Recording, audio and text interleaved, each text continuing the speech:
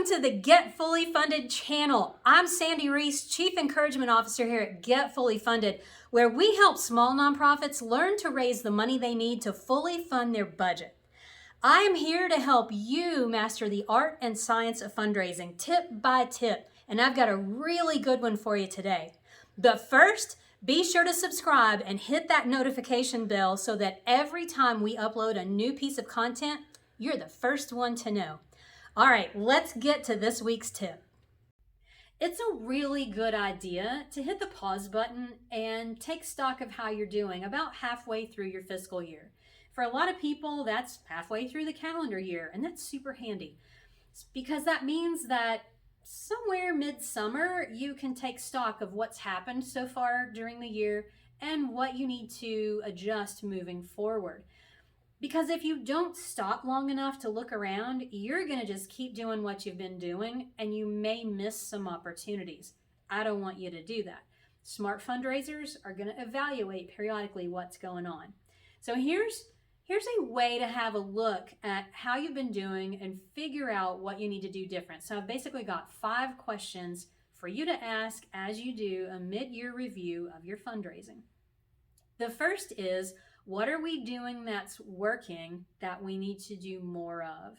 So you may turn around and look back at the last 6 months and see that you've been doing a donor newsletter and people are really starting to respond to that. They're hitting reply, they're clicking links, your open rate's gone up. So you're like, that's working. We need to keep doing more of that. So look around at what's working.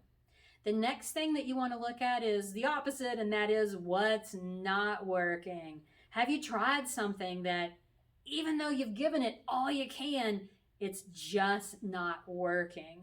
Maybe you've been posting on Twitter and you realize, like, we think Twitter is a thing, but we're not getting any results. It might be time to stop doing that. It might be time to let that go, because if it's not getting you results, you don't need to keep doing it.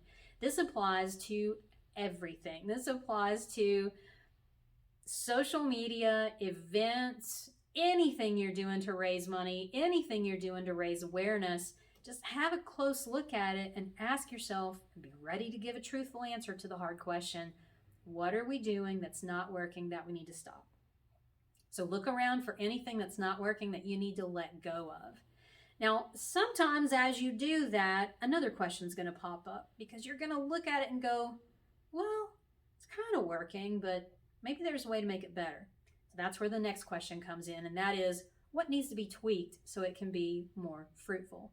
Because you may have things that you're doing, but you haven't quite given it all your energy, or your strategy needs to be adjusted about 10 degrees. And if you did that, it would be way more successful. So have a look at what you're doing and just see, are there ways to make it more productive? This is actually my favorite game. I love looking at options and saying, is there a way to do this to make it a little bit better, a little bit more productive, a little bit more fruitful? Because you might find ways to do that. If you can't, or if you try those over the next few months and it's still not productive, then you know you've given it all you can and it's time to let it go. All right, so what are you doing that's working? What are you doing that's not working? What needs to be tweaked? The next question is, what trends have you seen?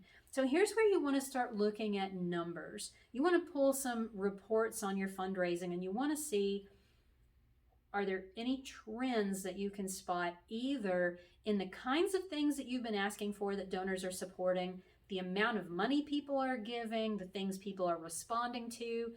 And this is a little bit more art than science. What you want to do here is just be really curious. Look at all your fundraising results from the year. If you're using a good donor tracking software, you may have several reports built in that you can just pull and have a look at.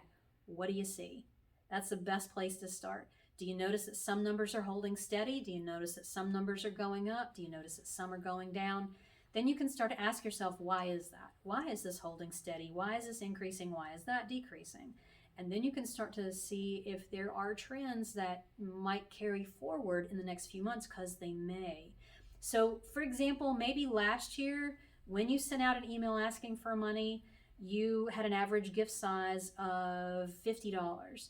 And maybe what you've seen so far this year is that it's dropped to $40. And you may say, I wonder if that's because it was a spring ask and maybe our fall ask will be better. So then you can go start digging into additional reports to just see what you can see. You might notice that your spring giving is always lower than your year average because people are giving more during the fall and during the holidays. I wouldn't be surprised if that isn't true. But you'll never know until you start looking at the numbers and looking for trends. So look and see what trends you can see. Now, once you have the answers to all of those questions, then you can say, what changes do we need to make in the coming months to make the most of this time of year? Because if you're at mid-year, mid-calendar year, and you're looking toward the rest of the year, that is prime fundraising season. Fall and year-end is your best and hottest opportunities for raising money. So this is a great time to review your numbers, review your fundraising plan, and start to think about what you need to change or adjust so that you can get the most return possible for your efforts. When you do that, you're being smart and you're on your path to getting fully funded, and you're going to see better results from the fall, especially compared to people who are just blindly doing what they've always done.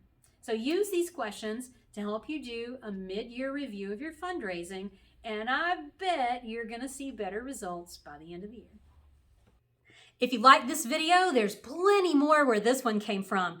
Be sure to subscribe and click the notification bell so that every time we add a new tip, you're the first to find out.